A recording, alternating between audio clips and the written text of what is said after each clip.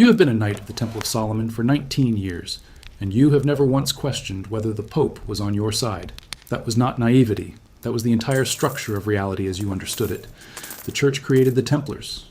The Church blessed the Templars. The Church sent the Templars to die in the Holy Land and built cathedrals with the banking profits when they came back. The idea that the Church would turn on the order is not a thought you have suppressed. It is a thought that has never existed. It is October 12th, 1307.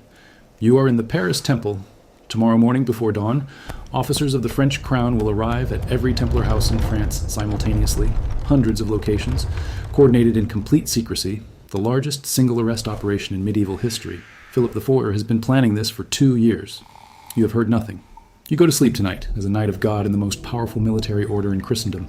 You will wake up as a heretic. You joined at 23.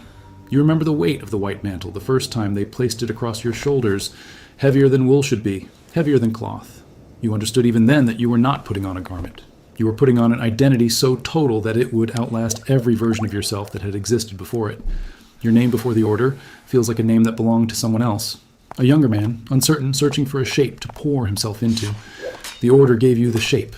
It gave you the sword, the horse, the discipline, the Latin, the specific way a Templar stands when he enters a room so that the room understands immediately what kind of man has entered it.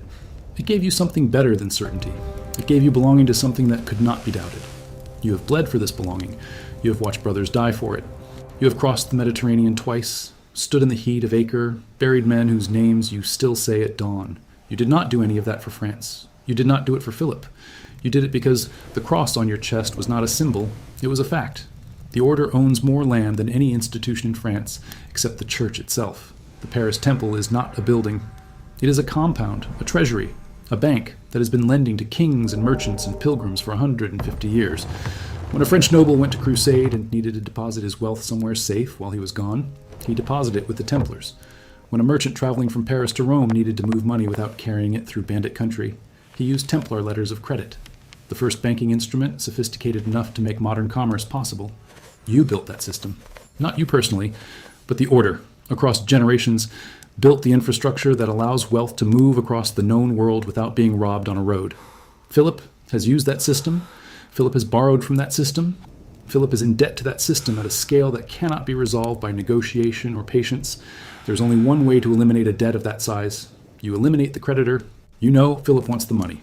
Every knight in France knows Philip wants the money. The French crown has been in debt to the order for 15 years.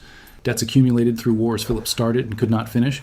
Deficit so large that he expelled the Jews from France to seize their assets. And it still was not enough. You have watched him maneuver around the order for 3 years. Watched him try to merge the Templars with the Hospitallers and install himself as the head of the combined force. Watched Grand Master Jacques de Molay go to Avignon and argue politely against it. De Molay won that argument. You remember feeling satisfied. You should not have felt satisfied.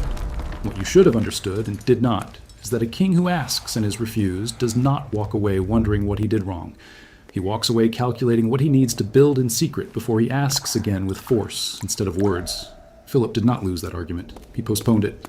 There is a difference between a man who accepts no and a man who accepts no while already designing the mechanism to convert the no into something else entirely. You mistook patience for acceptance. That mistake is going to cost every Templar in France their freedom before the sun is fully up tomorrow. The charges are heresy. Specifically, that during the initiation ceremony, new Templars are required to spit on the cross, that they worship an idol called Baphomet, that the brothers practice obscene acts during private rituals, that the order has been corrupt and satanic since its founding nearly 200 years ago. You have been a Templar for 19 years. You have attended dozens of initiation ceremonies. You have never seen any of this. You know with absolute certainty, the kind of certainty that lives in the chest rather than the mind, that none of it is true. What you do not yet know, what you cannot know, lying in the dark of the Paris Temple on the last night of your former life, is that certainty will not protect you. The charges were not designed to be true. They were designed to be believed, or at least to give believing men enough cover to pretend. Philip has spent 2 years feeding these accusations to Pope Clement V in careful letters, patient and accumulated, building a portrait of an order so corrupted that dissolution is not punishment but mercy. The Pope is not a strong man. You have sensed this about Clement without ever articulating it. A strong Pope does not move the papacy to Avignon. A strong Pope does not owe his election to the King of France. Clement is a man who was placed where he sits by a more powerful will than his own, and that means when that will pushes, Clement will have learned to call the pushing something that sounds like his own decision.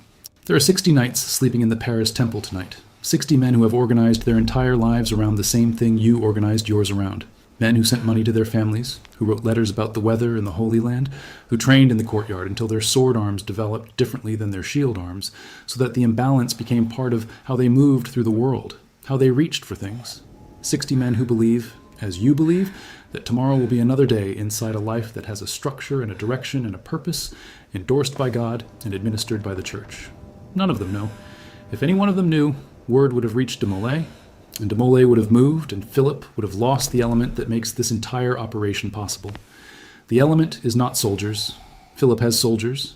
The element is surprise. An arrested man has no time to build a defense. An arrested man arrives in a cell already defined as guilty by the act of his arrest, already shaped by the frame before he has had a single moment to push back against it. Philip understands this. He has understood it for 2 years. You're going to understand it in approximately 7 hours. What happens to a man who has structured his entire identity around an institution when the institution is declared illegitimate?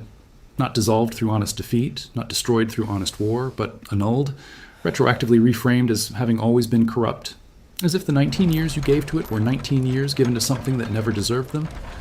You will not have the luxury of abstract reflection on this question. You will have the question delivered to your body directly in the form of chains in a cell and a Franciscan inquisitor who has been given broad authority and no timeline. The Inquisition will not be trying to discover whether the charges are true. The Inquisition will be trying to produce confessions that confirm the charges that have already been decided. You will understand the difference between those two things very clearly, very quickly, in a way you never needed to understand it before, because before tonight you were on the protected side of power, not the exposed side. The protected side of power never needs to think carefully about the machinery. It is only when you become what the machinery is designed to process that the gears become visible. Some of the brothers will confess. You need to be prepared for this, not the weak ones. That framing is too simple and it will not hold. Good men will confess, brave men, men you have trusted with your life in conditions that tested what trust actually means. They will confess because the inquisitors are not asking them to lie, exactly. They are asking them to describe familiar rituals through an unfamiliar lens, and under enough physical pressure, in enough isolation, with enough time passing in the dark, the lens begins to feel possible. Was there a moment in your initiation where something seemed unusual? Yes, there was a moment. Was the idol present at chapter meetings? There were objects present. Was there ever an act you could not explain? There were acts that exceeded my understanding. The confessions build themselves out of true facts arranged into false shapes, and once a man has signed his name to the shape owns him.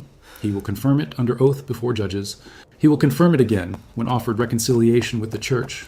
The mercy of the Inquisition is conditional on the confession, and so the confession becomes the price of survival, and survival is not a small thing to ask a man to pay a price for.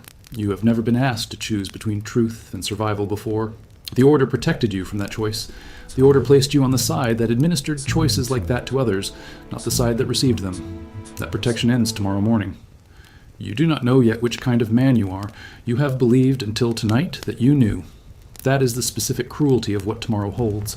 It is going to ask you a question about yourself that 19 years of belief and discipline have not answered. It is going to ask it in conditions designed to produce the answer it has already decided on. And you will find out, in real time, inside your own chest, whether the thing you have been is the thing you actually are. Jacques de Molay will not confess, not permanently. He will confess once, under torture, and then he will recant, and the recantation will cost him everything the confession bought. On March 18th, 1314, 7 years from tonight, he will be brought to an island in the Seine to be burned alive. He will be 70 years old. He will have been in a cell for 7 years. He will look at the fire, and he will choose to face it rather than let the lie stand. He will die with the cross he was accused of spitting on pressed against his chest. What that choice means, what it costs a man of 70 who has spent 7 years in a cell to choose death over the continued endurance of a lie, that is not a thing that can be measured by people who have not been inside it. It can only be noted. It can only be marked. He died. He did not recant again. The fire was real, and the cross was real, and the man who died holding it was the same man who spent his entire life serving what the cross stood for, even after the institution that built the cross turned on him and used his love for it as the instrument of his destruction. The order will be dissolved by papal decree in 1312. Its assets will be transferred to the Hospitallers, though Philip will find ways to redirect much of what mattered to the French crown. The debt will disappear. The creditor will be gone. That is how it ends. Not in battle, not in honest defeat, but in paperwork, in process. in the administrative machinery of religious and royal power, cooperating to erase what it could not simply defeat. You will not live to see all of it, but you will live long enough to understand what was done and why, and the understanding will be worse than the not knowing. The not knowing is tonight. Tonight you still have the mantle and the cross and the prayer that has always sounded like silence and the faith that the silence means something. You are in the Paris Temple. It is October 12th, 1307, and it is late, and the candles are burning low, and the city outside is quiet the way cities are quiet when nothing exceptional is happening, and everyone within them is simply sleeping. The street smells like horse and river and bread from the bakeries that start their fires before the rest of the city is awake. Through the stone walls, you can hear nothing of what is being coordinated right now in the offices of the French crown, the final instructions going to the bailiffs, the lists of every Templar house and every Templar name, the letters from the Pope that Philip has been sitting on for weeks, waiting for the right operational moment. You cannot hear any of it. The stone is too thick, and the city is too quiet, and you have no reason to listen for it. You have prayed tonight the same prayer you have prayed every night for 19 years. The same words, the same posture, the same specific quality of attention you were trained to bring to it. The prayer did not feel different. The candle did not gutter strangely. No voice came, no sign. The universe offered you nothing that would distinguish this night from the 10,000 nights before it. That is the thing about the edge of a catastrophe. It does not announce itself. It looks exactly like the Tuesday before it. It feels exactly like the night before a normal morning. The bread is baking. The river is moving. The God you have served for 19 years is silent, which is how God has always sounded to you, and which has never before this moment felt like anything other than the ordinary texture of faith. Tomorrow, you will understand what silence before a coordinated strike actually sounds like. It sounds like tonight. It sounds exactly like this. It sounds like nothing because the people who built the silence built it carefully, deliberately, over 2 years, precisely so that it would sound like nothing until it was too late for the sound to matter. You are inside the last quiet hours of a life you have given everything to. The mantle is white, the cross is red, the city is asleep, and 50 armed men are already on their way.